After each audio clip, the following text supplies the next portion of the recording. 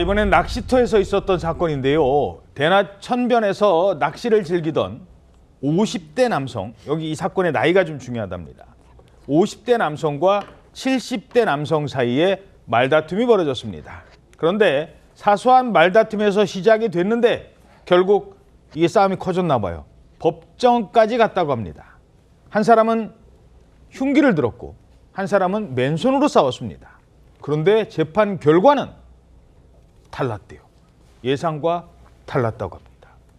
무슨 일이 있었던 겁니까? 네, 지난 2023년에요. 전북 전주시의 삼천변 인근에서 50대 남성이 낚시를 하고 있었다고 합니다. 그런데 70대 노인을 향해서 물건들을 놓고 다니면 구청에서 단속이 들어와서 낚시를 할 수 없으니 치워달라면서 요구를 했습니다. 예. 하지만 70대 노인은 이 말을 듣지 않았다고 합니다. 그리고 결국 두 사람 사이에 욕설과 고성이 오가다가 몸싸움으로 번지고 말았습니다. 자, 이제 낚시터 같은 차천변 가면 어제도 오고 내일도 오시는 분들이 있어요. 그분들은 자기 낚시 도구를 아예 거기다 놓고 다니거든요. 이러면 단속 걸려요. 치워요. 아니 무슨 상관이야? 이러면서 싸움이 난 겁니다. 말싸움이. 이러다가 싸움이 커진다고요? 그렇습니다. 말싸움으로 시작했지만 나중에는 몸싸움으로 번지게 된 건데 70대 노인은요. 지팡이와 흉기를 50대 남성을 향해서 저렇게 휘둘렀다고 하고요. 50대 남성은 여기에 맨손으로 맞섰다고 합니다.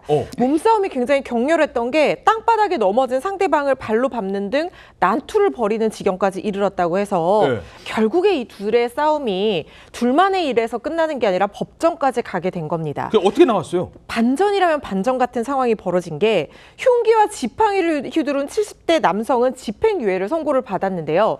맨손으로 맞섰던 50대 남성에게 실형이 선고가 됐습니다. 아니 잠깐만.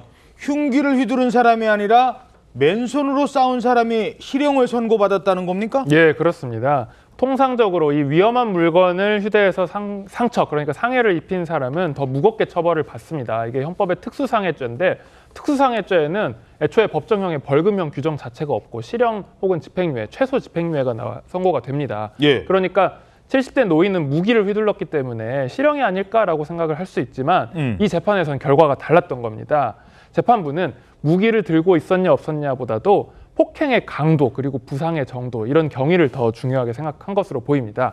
그러니까 지팡이와 흉기를 휘두른 사람은 70대였고 맨손으로 싸운 사람은 50대였었는데 체격도 좀 왜소하신 분이라고 하더라고요. 그렇습니다. 그러니까 이제 체격 차이와 나이 뭐 이런 것들이 모두가 고려가 됐을 겁니다. 그런데 이 70대 노인이 건장한 체격의 50대 남성에게 금방 제압을 당했고요.